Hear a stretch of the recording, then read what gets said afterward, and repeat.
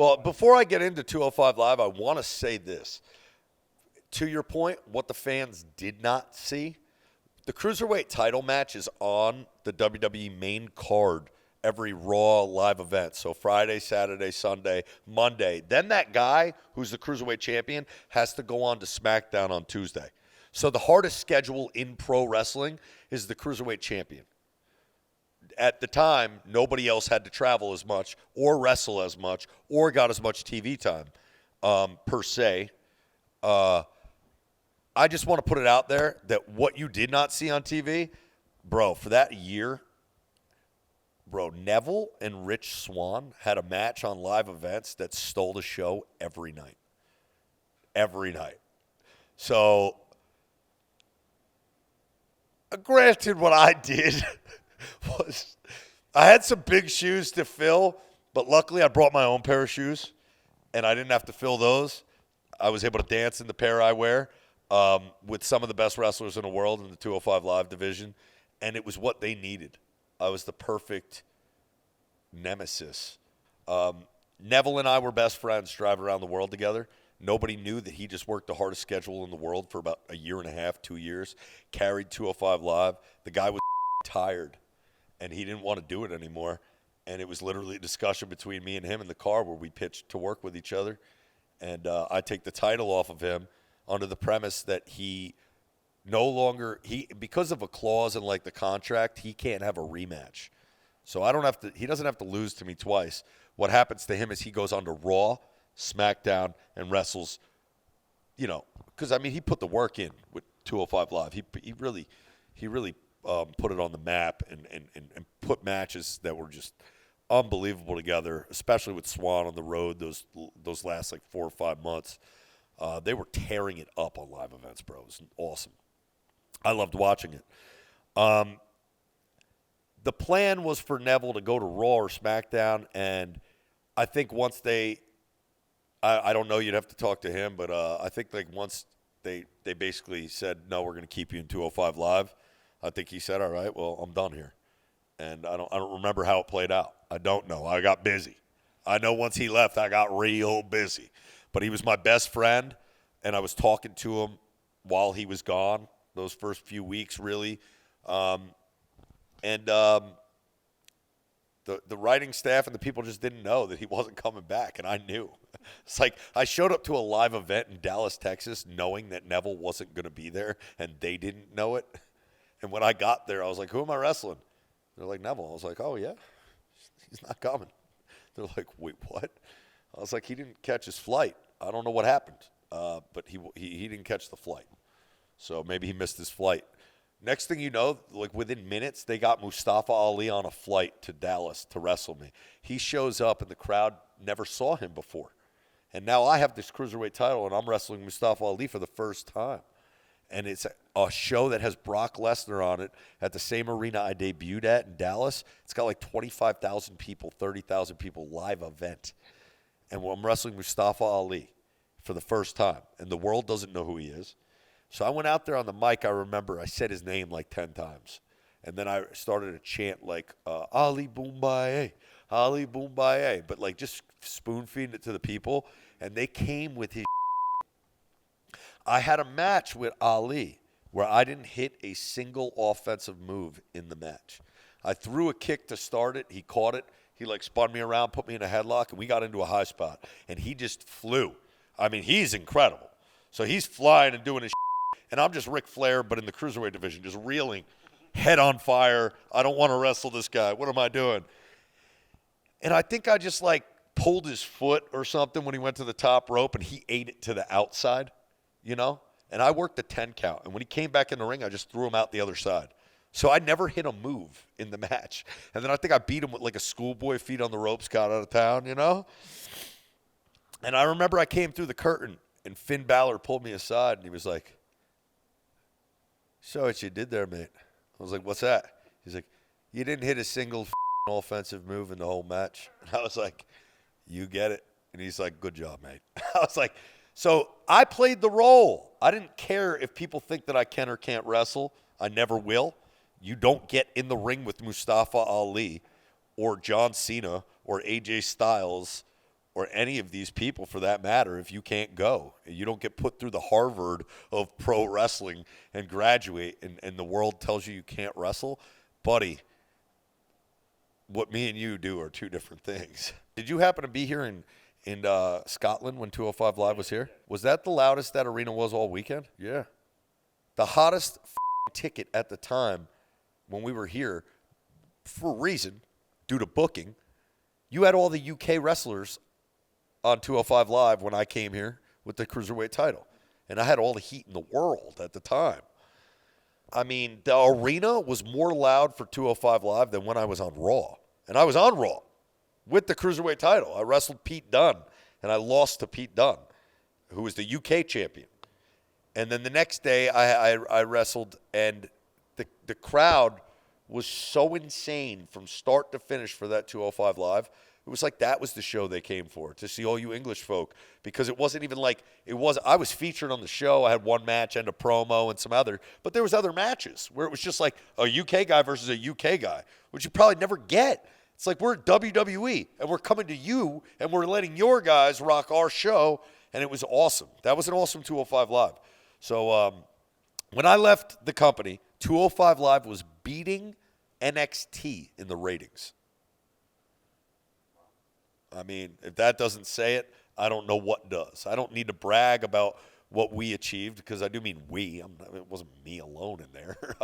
I needed some people to work with, and they needed somebody to work with too. I mean, Vince, he was all in on Enzo and the Cruiserweight division. I mean, you saw it. He made the decisions, not me, dog. I didn't put myself in the main event of Monday Night Raw with the Cruiserweight title. I didn't put myself in the main event of Monday Night Raw with a microphone in my hand and every single person in 205 Live around the ring. And I say their name, every single one of them. This is a business. And Vince is clearly in the business of 205 Live if that's happening. If you could propel another... Look, I had conversations with him at the time because I wanted to be taken seriously, but I knew it wasn't going to happen overnight. And I knew that if you put me in the main heavyweight division, nobody's going to sell. Nobody's going to put me over. I got to work with those guys, and none of them are going to want to put me over. Good luck telling Sheamus, Ryback, Cesaro that they're wrestling one-on-one Enzo, and the match is 70-30 Enzo, 60-40 Enzo, and Enzo's going over with his finish in the middle. That's going to get politicked and changed in a heartbeat. So I knew the writing was on the wall for me where to go. I want to go to 205 Live. Me and Neville were best friends. I don't know. I can never tell you what their plans were, man. I can never tell you exactly what they had planned for me. I could have lost the title the next week, been sent out to the ring in a tutu, and been called Ginzo, not Enzo. You know, they could have. Everything could change. I just don't know. But at the time, 205's beating NXT. That's just another show you got now because NXT's doing good. We're holding the house. It's after SmackDown. You're right. It used to be before SmackDown. Now, SmackDown is before 205 Live when I leave the company. When you were there in Glasgow, it was the last show of the weekend. I took so much pride at that time, I wanted to open the matches on Fridays. I personally requested every time, can the Cruiserweight match open the show on Friday? Because if I do that, then I will have opened the show for the WWE live events on circuit Friday. And then I'll be the last man to leave the arena on Tuesday when SmackDown's over and 205 Live is on. I will be a starting pitcher who goes 9 innings. And it meant the world to me, and I did it. I was able to accomplish that a handful of times where I was the opening match on Friday and then 205 Live main event. And it was like I was competing in my brain at the time with Vince McMahon, like not sleeping. Like I was saying to myself at the time, Vince ain't sleeping right now. I could do this. I was just an animal. Like, and now I need a nap, man. I need to take a nap. Look, take personal life out of it and put it in perspective. there's no denying that he knew wrestling and probably better than anyone in the history of the world, right? He's probably seen more matches than anyone in the history of the world. He's storylines, angles. So, like, just because O.J. Simpson murdered his wife didn't mean that he didn't rush for thousands of yards in the NFL as the Buffalo Bills running back. So, I'm taking personal out of this completely because I still don't know what happened. I'm not willing to look into it. I'm not getting caught up in a hearsay. I don't care. It doesn't affect me or my life right now. So I would just say, man, I was blessed to work with the guy at the time. We didn't know, what we know now, and we still don't know anything. So I take it all with a grain of salt. Who knows, man? I just know that he knew business, knew wrestling, and saw dollar signs, and knew money, and he believed in me, and he gave me a microphone, which is the lifeblood of a company, and you could go out there and say something crazy on TV and ruin your whole life or the company or a sponsor, a corporate sponsor, say the wrong thing. We're working with Snickers, and you go out there on the microphone, you're talking about Twix, and we're out here, and you're talking about politics or something, or you mentioned something that's, we've seen it where a guy mentions something and gets fired that day or night, right? Man, you have to be trusted to hold this thing for 7 years in the WWE. They trusted me. And I guess that would be my only regret in life would be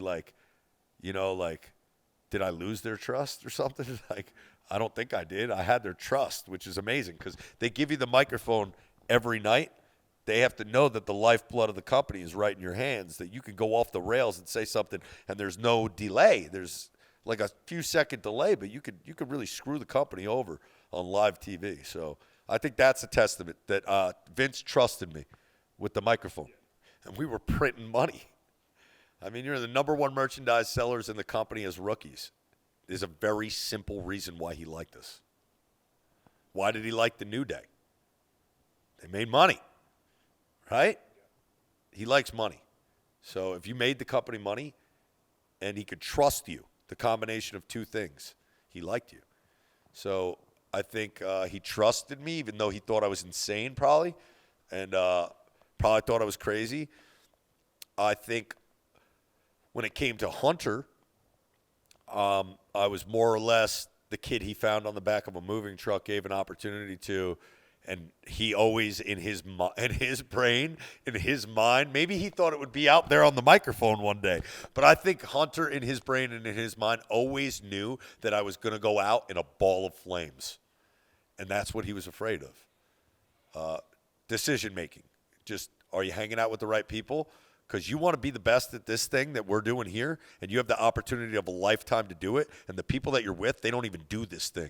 So he probably wants you to just hang out with wrestlers, just think about wrestling, and just live, eat, breathe, sleep this thing that we're doing here, because you may never get this chance again in your life to do this thing, and you don't know when it could end. It could be an injury. It could be something crazy like what happened to me. Like this thing could just end tomorrow, and you don't know when. So I think that with Hunter, it was just like he saw it like from a million miles away. Like this guy is too much, and he's going to find himself in every room in Hollywood, at every party, with every opportunity to this thing up.